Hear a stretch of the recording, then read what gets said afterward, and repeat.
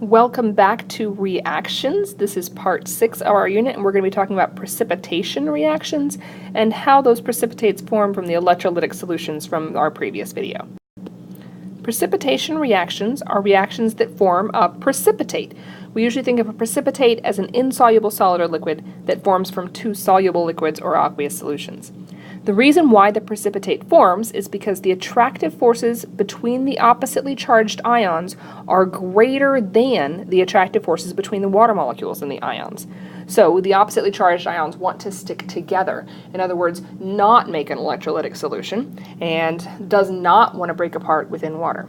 Typically, these are double displacement reactions, but we can also see precipitation reactions within synthesis or decomposition.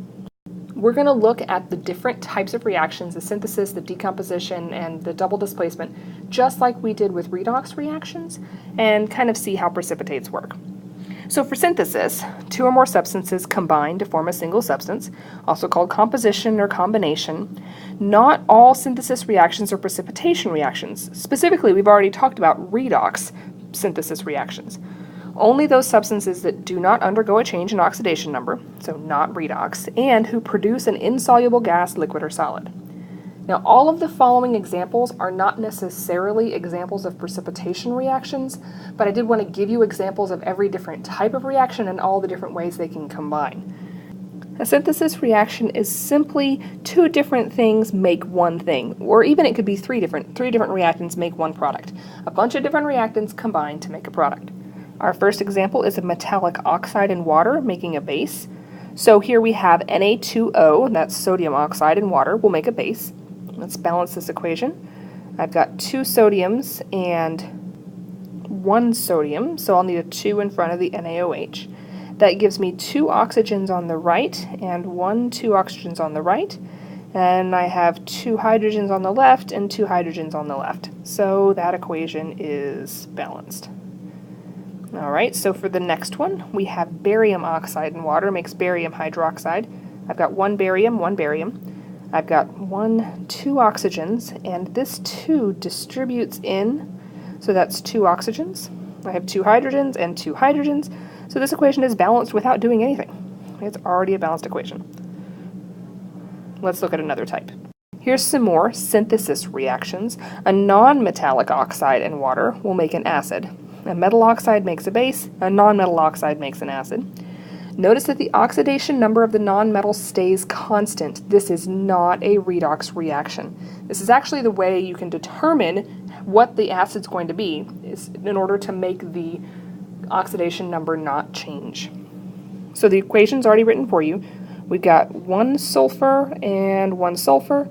2 plus 1 is 3 oxygens and 3 oxygens, 2 hydrogens and 2 hydrogens. This equation is balanced, exactly like it should be. For the next, I have 2 nitrogens and 1 nitrogen, so I'll put a 2 in front. That's 5 oxygens plus 1 is 6 oxygens, 2 times 3 is 6, and 2 hydrogens, 2 hydrogens. This equation is balanced. These equations typically will be really easy to balance as long as you've made the oxidation number of the nonmetal to stay constant. It should be relatively simple to get it to balance correctly. And the last synthesis we're going to talk about is metallic oxide and non-metallic oxide.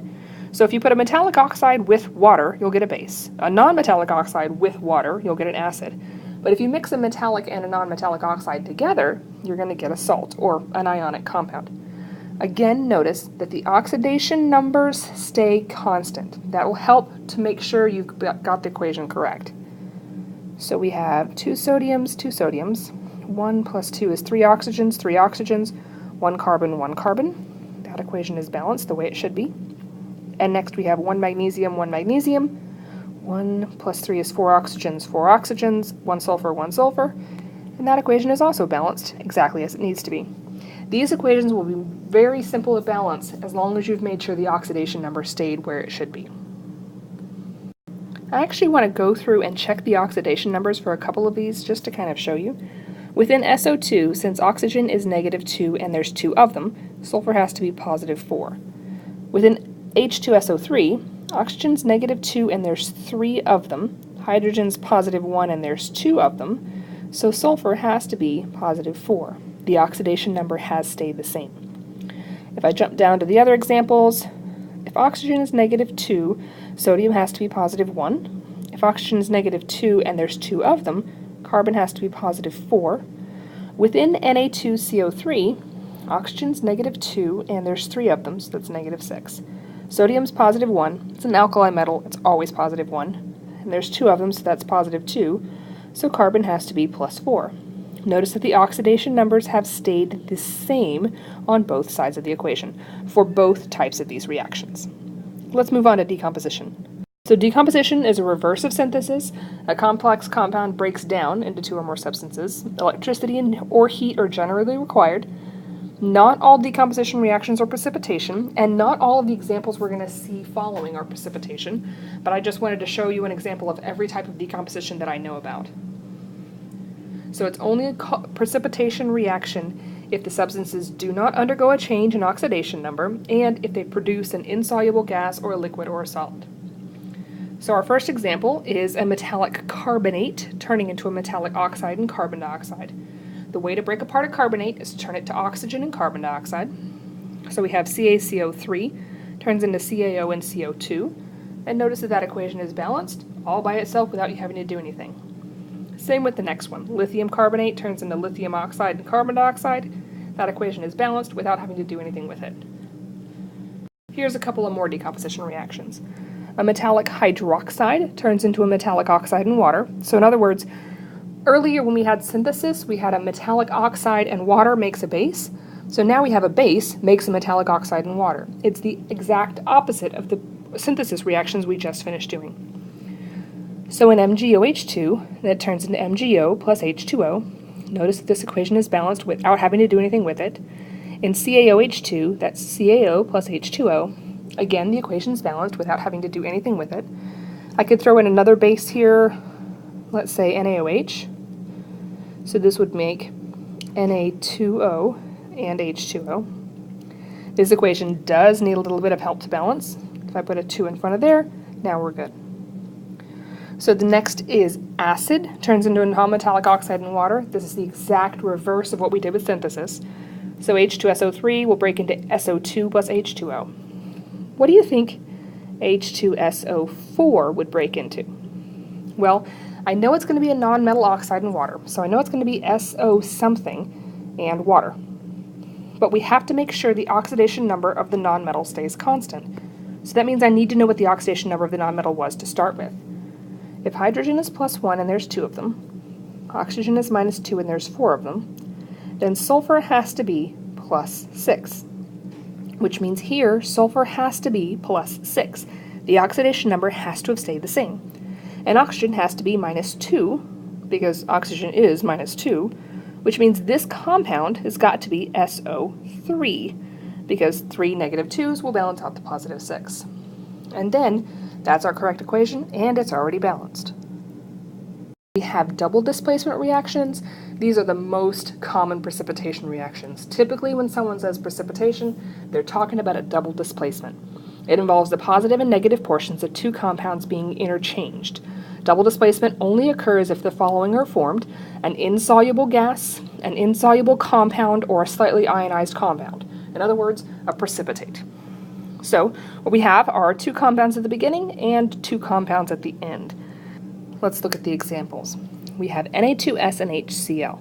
So what's going to happen is, let's say the positive ion is going to switch places. This is a lot like single replacement, except they're both changing in a compound rather than a single element in a compound. So Na will now sit with HCl and H will now sit with S. With the next one we have Ag trying to switch places with Na.